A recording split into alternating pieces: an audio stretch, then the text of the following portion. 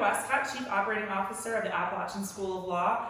I'm here today for Mountain Matters with some of our ASL ambassadors. So I'm William Perkins, I'm a 2L and I am from Richmond, Virginia. My name is Brennon Kimbler, I'm a 2L and I'm from Abingdon, Virginia. My name is Meredith Waugh, I'm a 2L as well, and I'm from Powell County, Kentucky. That is so exciting. So you're all ASL ambassadors, and that really helps the admissions department in terms of when we have prospective students on campus, giving them tours during orientation, really starting off the 1L class.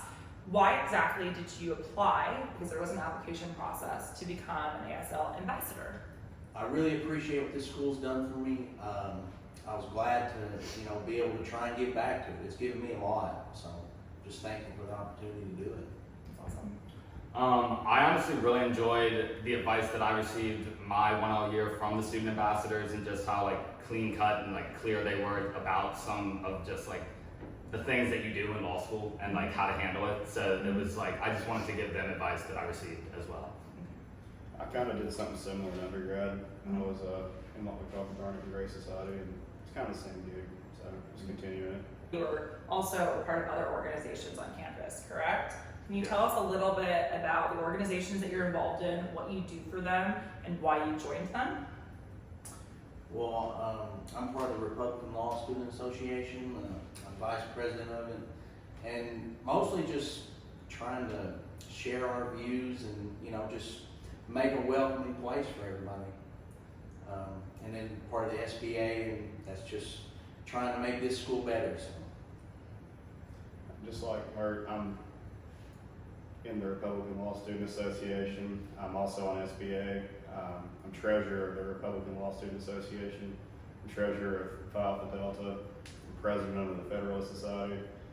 And Federalist Society, one of the things we really focus on is intelligent conversations about the Constitution, so it opens up some dialogue. That's awesome. Yeah, and I'm part of the Federalist Society as well, so I'm the secretary. And then I also participated in moot court this fall, which was probably the most stressful but kind of exciting thing that I've done here, actually participating in that event. That's awesome. So, we're gonna actually go back to moot court a little bit, but you are also involved in some of the extracurricular organizations on campus. So you do I do soccer, tennis, and softball. Can you tell us a little bit about that? So I mean, the main thing that I loved about it was you get to see where we go to play tennis is literally on top of a mountain. So you get to see the sunset go down. That's really cool. It also just gets you to not think about law school and all the stresses that are affiliated with having to study for midterms or write all the papers, write your briefs, do all the readings.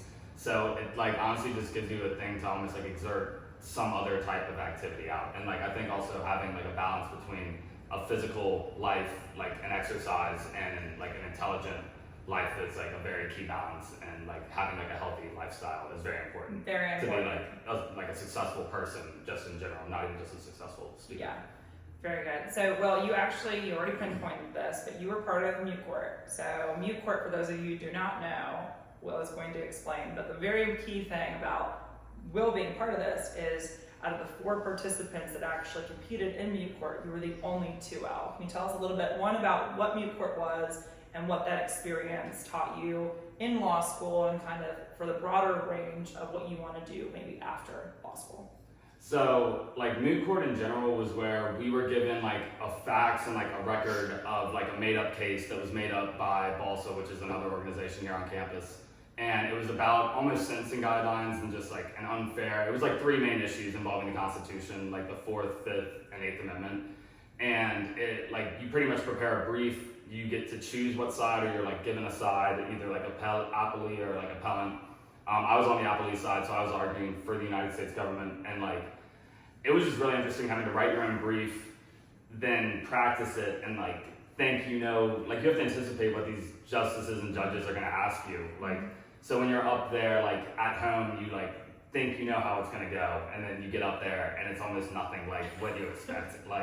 It was a really stressful but exciting 15 minutes, and I caught myself stumbling over some words, definitely nervous. It was 3 very successful women up there, who have done so much in their careers, and having to argue in front of them as a 2L, not doing some, like, it was about criminal procedure, we haven't fully done that, or like appellant advocacy, so it was like, I didn't fully know how to approach it, and it was really helpful, the advice I got from the 3Ls and the advice from like Professor James and some other professors that were on campus that listened to us and like helped us practice and anticipate some questions. So you felt supported even though you haven't already gone through your entire TL year like all of your other competitors had done. Yeah, no, absolutely. Well, and I thought it was just like a very good learning experience and just networking opportunity in general. Like, and I want to practice in front of judges and justices like every day. So I think that doing that and having like an introduction kind of just slammed in your face is a great way to learn, like kind of just thrown into the deep end. It's one way to do it, yeah, for sure. absolutely.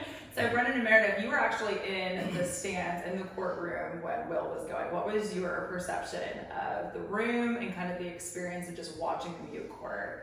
For me personally, it was very intimidating. You're right. There's 3 very qualified, successful, intense judges that were basically grading you and figuring out who the winner was. And I'm just sitting there, I was sweating a little bit. I was like, Will, come on. Jay ended up winning, he did great. Everyone that was a participant did a wonderful job. But it was, you could feel, it felt like a real courtroom, really. Like, what did you all think about that? Like, kind of the same thing. It did feel like a real courtroom. You could cut the tension with a knife. that was interesting to see. Mm-hmm. I've been in real courtrooms, but never in front of a Supreme Court justice. So Yeah. That's cool. That was really awesome. I'm just glad it wasn't me. Fair enough. And well, Brennan, you're from Abingdon's area, so this is very close to where you're originally from. Can you tell us a little bit about why you wanted to stay in Appalachia for law school? Well, whenever I'm done here, I'm going to stay in Appalachia. I'm going to go back to Abingdon. This summer I worked in Smith County at the Commonwealth Attorney's Office, met some great people there, and it's just people like that around here that just keep me in the area, and I feel like this school, it's kind of like Will said and Mert said, gives a lot back to the area, and it's just close to home. You know, I'm very attached to home. I went away for undergrad, and it's a different world. I'm glad I got to see it, but I'm glad to be that close to home. Fair enough. Well, that kind of it's going to slide me in, I guess, into the next segment of this, and that's career progression and development. So one of the things that ASL really likes to focus on is being career ready for when you're graduated, when you pass the bar, obviously. So what have you done so far? You're only 2L, so you have a whole another year, essentially, and a whole another summer to kind of work in and tap into externships and internships. What have you done so far, and what kind of connections have you been able to obtain from being here at ASL? Well, all of us had to take the externship class, which is basically a class where they, kind of, what's the word here? Tell you should get a job for the first summer, and then they monitor your progress. And for me, I ended up getting a job with the county attorney back home from where I'm from. And through that, I was able to meet a lot of interesting attorneys, a lot of, successful attorneys. I actually went to a festival in Kentucky because of this, and I got to meet a Kentucky Supreme Court justice she invited me to the court for oral arguments. I got to meet all the justices one-on-one. So for me, that was a great deal because of that opportunity that ASL kind of pushed me toward. Yeah, for sure. And then I worked at the Attorney General's office this summer in Richmond. So and he actually spoke at our graduation. Yeah, which is awesome. which is awesome. And I would say that like connection through this area with him, and then all the connections that like kind of through Richmond as well that this school has been able to do, and just like all of the activity that happens in Richmond, obviously because it's capital here, and like I just like was able to meet so many people. I was able to go watch oral arguments as well for the Supreme Court of Virginia, like see those justices. So Justice Powell was not new to see her in front of the new court, and she was just as intense there as she was in the normal courtroom. So it was a blast, and like being able to just see the entire operation of the Attorney General's office this summer was amazing. All the tours they offered, so yeah, I definitely was able to. And there were some other ASL students that were with you in that office, correct? Yeah, it was Tyler Starnes, and then I'm not sure if anyone was down here in the Abingdon office, but there could have been someone. Yeah, that's awesome. I worked at Smith County Commonwealth Attorney's Office, and like I said, it's next county over from where I'm from. Met a lot of ASL alumni. Bucky works in that office now. Bucky Blevins. And got to meet him, and he actually started right as I left, so I got to see him come in, so I'll have to go back up and visit. But several defense attorneys in our area are ASL alums, and that's really nice to have that network. Yeah. Everybody's so nice. They're like, yeah, if you need anything, just let me know. I mean, again, part of our tight-knit community of being a small, independently standing school, it's so important to keep those connections, to have a network. And I think that all of you are examples of how we've been able to cultivate that culture from year to year. Well, Brennan actually has to leave to go meet with Professor James for App, I believe. So he's going to be leaving us, but we're going to continue here. So goodbye, Brennan. Thanks for joining us today. Now that Brennan's left, we are back. I really want to dive into your personal experience here at ASL. So let's just, shake out the nerves a little bit, be a little bit more personable over here. I want to know about your favorite memory that you've made so far at ASL. Is that tough? That is pretty tough. Ooh, because there's so many of them. Yes. Yeah, no, I know it is hard to choose from them, but like a particular one is difficult because I usually it's like weekends in general, or like hanging out with my friends and then just like making good food and just like relaxing, drinking wine. Okay.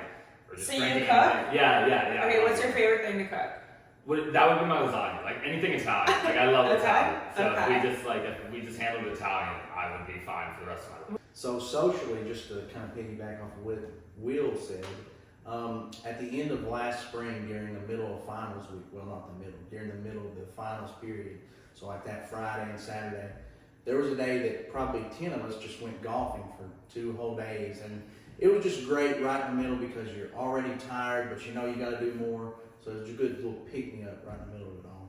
Yeah. Nice gathering, fun activity, getting outside. We already talked about physical activity, helps with mental activity, helps with everything with studying. Okay, so the golf course that you actually go to is on its way to the break. So if you haven't been in the breaks, you need to. We were just talking about that. We need to have actually an ASL day at the breaks. They've done that pre-COVID, but they haven't done it since COVID because of the large group. But it's a wonderful area. It's a 9-hole course, correct? It is. It's a beautiful little course. It's Yeah. right there, off the highway in the breaks. Yeah. 9 holes. The best hole up there, you're literally on top of the mountain looking out over the valley. It's a beautiful view. It'd be hard to find a better view around here. I'm not gonna lie, not even around here. Like I grew up golfing in Northern Virginia, and the views on that golf course are out of control beautiful. Especially in the afternoon when the sun's going down and everything. It's kind of wild that there's a golf course literally on a mountain. But we have fun. Yeah, it's literally like cut into the mountain. It's it's crazy. I don't know how it's there. So we're gonna now do a new segment, 2 truths and a lie. We're all gonna go through and tell ours, and then we're gonna guess which are truth and which is the lie. Okay, so we're gonna start with Will. Okay, so I have a girlfriend that lives 6 hours away. I lost my luggage in Spain this summer, and I had mono, COVID, and strep last year. All right. I played college football. I hold 3 world records in powerlifting, and I coach Pee Wee year-round, Pee Wee football. Okay, mine are not very good now. I really don't. I can't even remember these. Okay, so my favorite sport is lacrosse. I spent 2 weeks in Israel in 2020 and spent time with a pop star. And I have 5 coffee machines. So, who do we guess first? Will anyone have a strong inclination that one is a lie of someone? Will, didn't your luggage get lost in Switzerland, not Spain?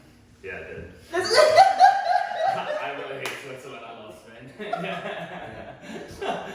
I speak French too. I don't speak that, so I just don't like that area. Okay, well, the win over here, 1 point for you. No, wait, yours were world records for powerlifting. He has that. Coaching football. Oh, is it 3? You played football. It's Pee Wee. It's Pee Wee, yeah. Yes! Yeah, Okay, so we got your guys's. What's mine? You like lacrosse? I want to say it's the coffee machines, honestly. But the second one sounds like a lie, but it sounds like a good truth. I will say it's the second. She probably spent time there, but I don't know if she met a pop star there. So I'll say the second. The lie is actually my favorite sport is lacrosse. It is not lacrosse. I played college lacrosse, but my favorite sport is basketball. And to watch on TV would be basketball or football. So it was wonderful sitting down and meeting with both of you and Brennan when he was here. Thank you so much for your time. ASL, I cannot thank you enough for all the work that you do as an ambassador. And I hope that prospective students and your peers enjoy this interview. Thanks, guys.